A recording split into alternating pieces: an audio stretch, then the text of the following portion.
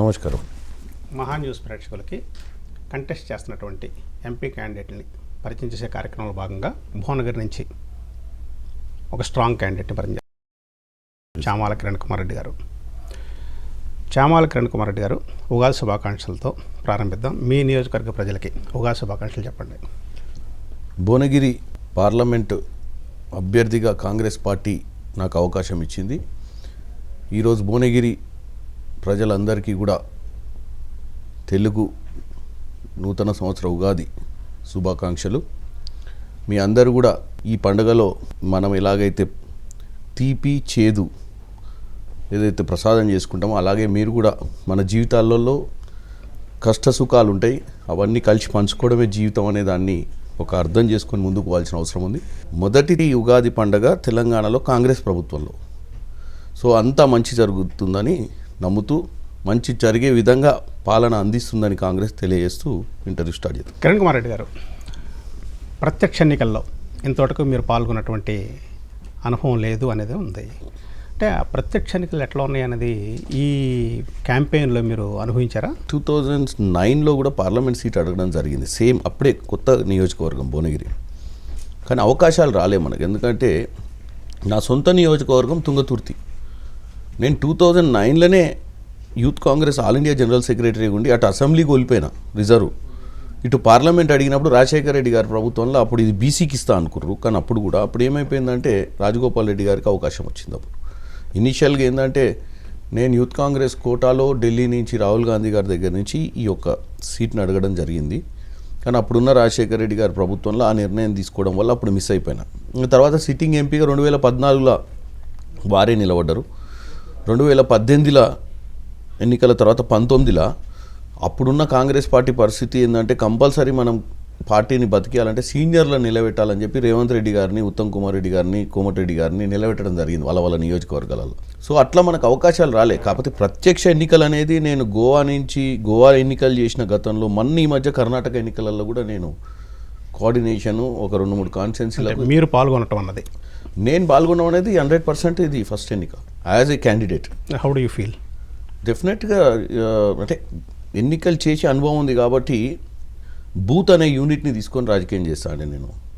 So నా clarity picture తోటి work చేస్తాను నేను. నేను ఎంపీ అడిగి టికెట్ వచ్చినప్పుడే కాదు, గత 2 years నుంచి నేను కాన్స్టిట్యున్సీలో కంటిన్యూ ట్రావెల్ చేస్తున్నాను. నేను మెంటల్గా ప్రిపేర్ అయిపోయినా ఈసారి ఎన్నికలు చేయాలన్న ఉద్దేశంతో ఉన్నా కాబట్టి ఈ నియోజకవర్గం నుంచి చేద్దామని మెంటల్గా ప్రిపేర్ అయ్యారా? 2 years నుంచి. అంటే హేమా హేమీలు మీకు పోటీకి వస్తారని తెలిసి కూడా, అంటే ఒకసారి రాజగోపాల్ రెడ్డి గారు, మరొకసారి వెంకటరెడ్డి గారు, వారి డామినేషన్ ఉంటుంది. అంటే ఎంతమందిని తట్టుకొని నేను క్యాండిడేచర్ ఇక్కడి నుంచి తెచ్చుకోవాలన్న ధైర్యం ఏంటి మీకు? ధైర్యం ఒకటే అండి, ఈరోజు ప్రభుత్వం వచ్చిందని చెప్పి నేను టికెట్ అడుగుతలేదు. వాస్తవంగా కాంగ్రెస్ పార్టీ నుంచి ఎన్ని సీట్లు వచ్చినా ప్రభుత్వంలో ఉన్నా లేకున్నా నేను 2024 పార్లమెంట్ ఫైట్ చేయాలన్న ఆలోచనతో ముందుకు వచ్చిన. ఈరోజు ప్రభుత్వంలోకి వచ్చినాక చాలామంది లీడర్లు ప్రయత్నం చేస్తున్నారు నిలబడాలని.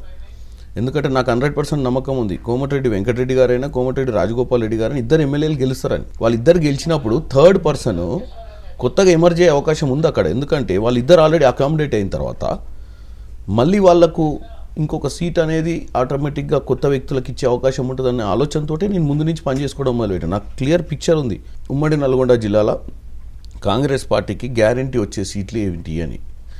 ఈ గ్యారంటీ సీట్లు వచ్చినప్పుడు ఆటోమేటిక్గా ఎంపీ అనే అభ్యర్థి మా గతంలో ఏమైపోయిందంటే కోమటిరెడ్డి వెంకటరెడ్డి గారు ఓడిపోయారు కాబట్టి ఎంపీకి వచ్చిండు అక్కడికి.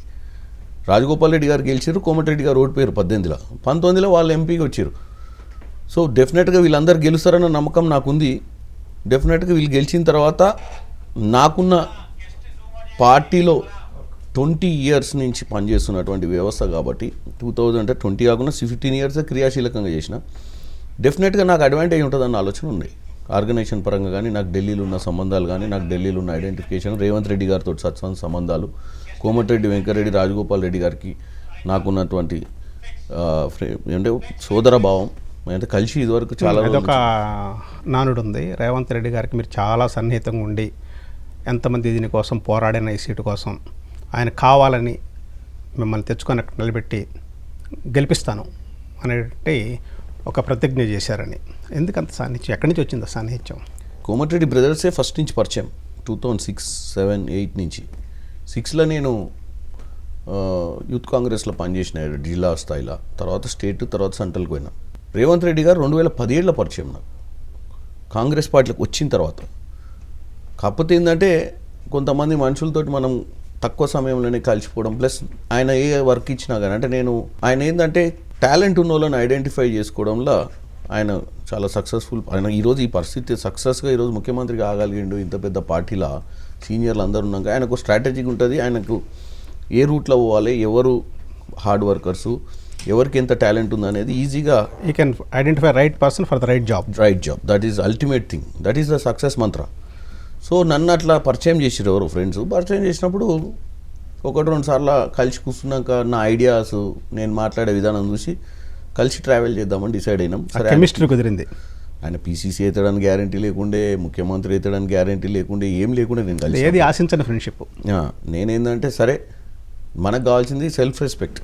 చాలామంది ఈరోజు నాలాంటి యువకులు కింద చాలామంది పనిచేస్తారు. వాళ్ళకి ఎంతో టాలెంట్ ఉంటుంది. సో వాళ్ళకు సెల్ఫ్ రెస్పెక్ట్ అంటే బాగా టాలెంట్ ఉన్నవానికి ఒక ఈగో కూడా ఉంటుంది.